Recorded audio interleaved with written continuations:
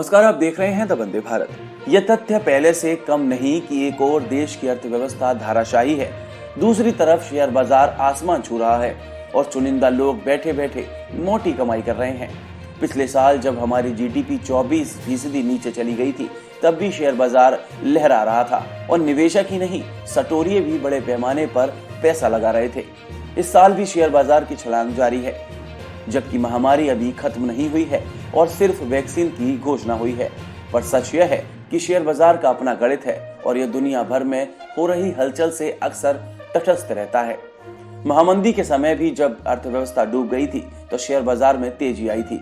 इस महामारी के काल में भी दुनिया के बड़े शेयर बाजारों में तेजी आ रही है।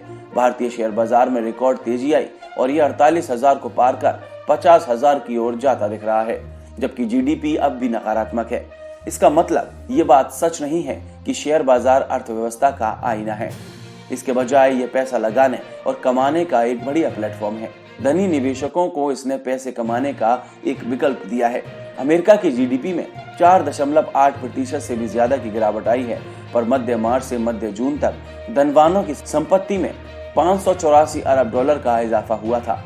अपने यहाँ नए साल के पहले ही दिन शेयर बाजार में 0.25% की वृद्धि देखी गई और जब सरकार ने एक साथ दो टीके को अनुमति देने की घोषणा की, तो इसमें जैसे आग ही लग गई। हालांकि विश्व बैंक ने अपनी रिपोर्ट में कहा कि 2021 में दुनिया भर की अर्थव्यवस्थाएं -5.2% की दर तक बढ़ेंगी। भारत की अर्थव्यवस्था 3.2% का संकुचन होगा। कई सारी कंपनियों के शुरुआती परिणाम बता रहे हैं कि वे घाटे में चले गए। इसके बावजूद शेयर बाजार में तेजी का दौर जारी है। इस मामले में भारतीय शेयर बाजार अमेरिका का ही अनुसरण कर रहे हैं। पैसा जब आसानी से मिल जाता है, तो लोगों की जोखिम उठाने की क्षमता और इच्छा दोनों बढ़ जाती है। शेयर बाजार ने उन्हें इसका भरपूर मौका दिया। यही कारण था कि भारत में न केवल विदेशी बल्कि खुदरा निवेशकों ने शेयर बाजार में पैसे लगाए। बैंकों में तरलता की कमी नहीं है। रिजर्व बैंक ने ब्याज दर लगातार घटाई और इससे लगभग 8 लाख करोड़ रुपए की तरलता बाजार में आई। ऐसे में लोग घर बैठे पैसा कमाने वालों को शेयर बाजार ने निराश नहीं किया। वर्ष 2020 की आखिरी ट्रेडिंग के दिन पर बीएसई सेंसेक्स 47,751 और निफ्टी 50,13,981 पर बंद हुआ।